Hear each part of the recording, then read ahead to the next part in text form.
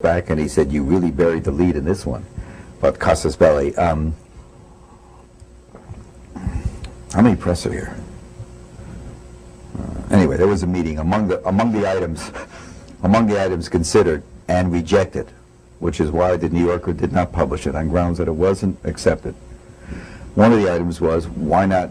There was a dozen ideas proffered how to trigger a war. The one that interested me the most was, why don't we in our shipyard build 4 or 5 Iranian boats that look like Iranian PT boats, put Navy SEALs on them with a lot of arms, and the next time one of our boats goes through the Straits of Hormuz, start a shoot-up.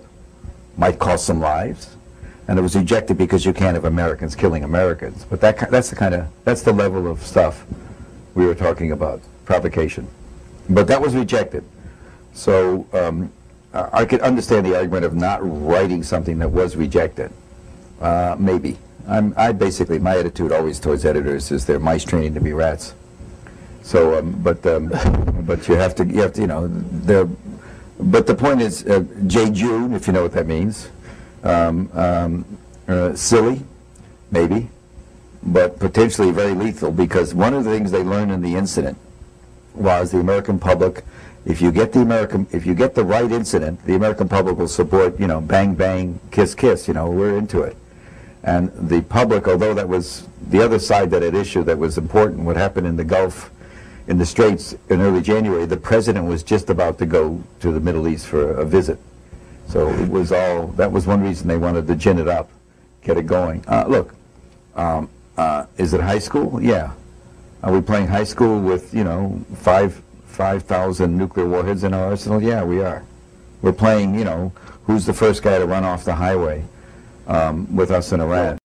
Okay. And things haven't changed any, No, and now you got all this talk about Israel doing, making the final leap to attack Iran. And again, it's all about nuclear weapons. No, folks, it's about oil. It's about the dollar. It's about Anglo-American empire.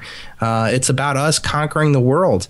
And this is the last point. And one, I don't think Iran is actually the toughest of all those little nations. It's a popularly educated, wealthy society. It's not, it hasn't been too content with their government either, though.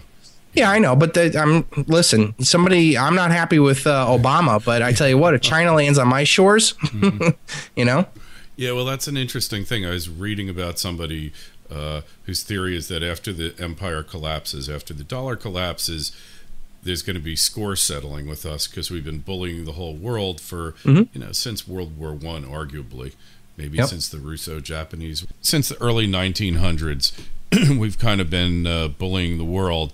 So Russia, this guy was theorizing Russia and China are going to come after us, invade us. Now, personally, I think that's highly unlikely. Yeah, I posed something similar to that, but it wasn't about them coming after us. The idea that I put out there is called the anti-hegemon. And the idea is that we're a hegemon. We're a world hegemon. We control the world. But there's a group of actors out there who don't necessarily benefit off this paradigm. So it's very easy to see that Iran, China, Russia, Venezuela, don't benefit from the Anglo-American empire, and they've all become victims of that Anglo-American empire. We were talking earlier about the Opium Wars. Yeah. We could talk about the Mossadegh in Iran getting overthrown by CIA operatives. The collapse of Russia, World War II, World War I, and all these nations don't benefit off of the Anglo-American empire. And while I don't think that they're going to aggressively attack us, because they don't need to, you have to understand all the posturing and fighting and all this other stuff has been all around the great chessboard, which is Asia.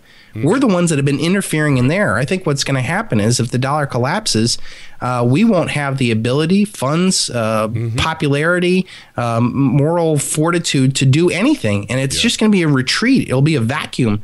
Those nations are going to be able to spread their regional wings, but I don't think they're going to, take that as a ticket to come invade us with 180 million gun owners. And doesn't make a lot of sense. And, there was a funny thing, like I consider a lot like you, I'm trans-political. I don't buy into either party, liberal, conservative. I don't buy into all the liberal, conservative, blah, blah, blah.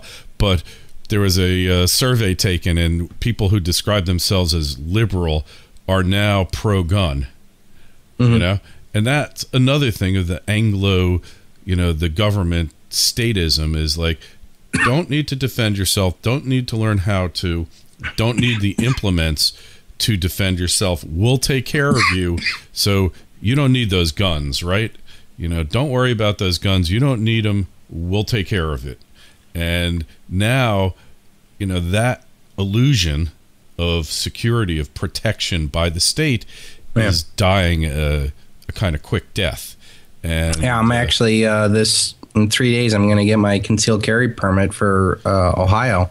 Well, I'm in Connecticut now. I could get one here. I could get one in New York if I was so inclined, but it's just more trouble than it's worth, frankly. But it's the whole, now this bill is pending in Congress to federalize basically concealed carry permits, grant reciprocity. So if you get one in Utah, which you could do mail order as long as you take a course, it'll be good in any state. So Obama will certainly veto it.